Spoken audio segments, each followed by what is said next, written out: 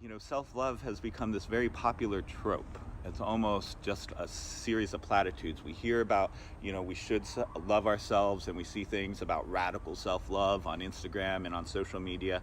And I don't know about you, it's like the platitude of letting go. I hear about that and it's like, great, that sounds wonderful, but how?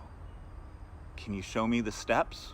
Or is it some switch that I'm just supposed to be able to flip on? Because if it's that, I still don't know how to do it, and then that reinforces the sense of there must be something wrong with me. Why am I the only one who's not getting it? Right?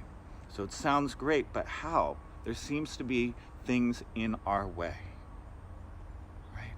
And this is why it's ironically triggering to intend to feel love for oneself for so many of us.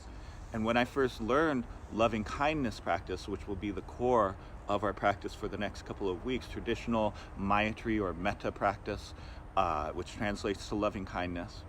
When I first learned loving kindness meditation out of Jack Kornfield's book, A Path of the Heart, he suggested, you start this loving kindness practice with feeling love for yourself and repeating these kind of mantras like, may I be happy, may I be peaceful, may I be free, may I be at ease, etc.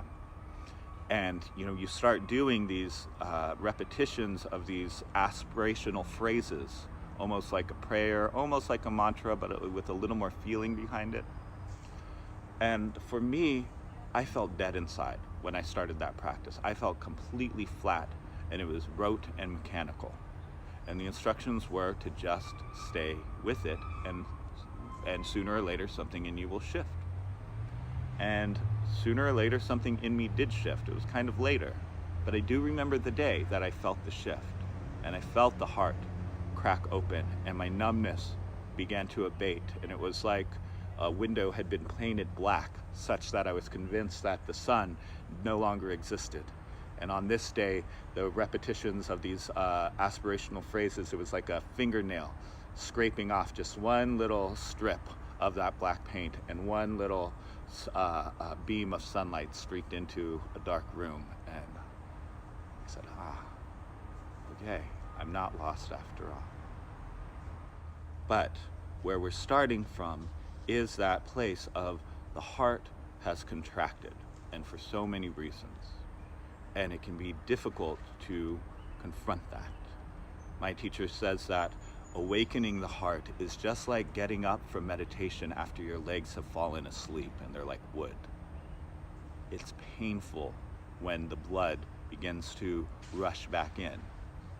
It's painful to feel life flowing back into that which has become hardened. But it's a necessary thing if we want to get up and walk away, to endure that, isn't it? Same thing here.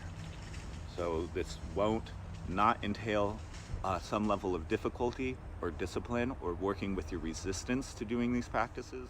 But if we stay with it, that's a really good idea.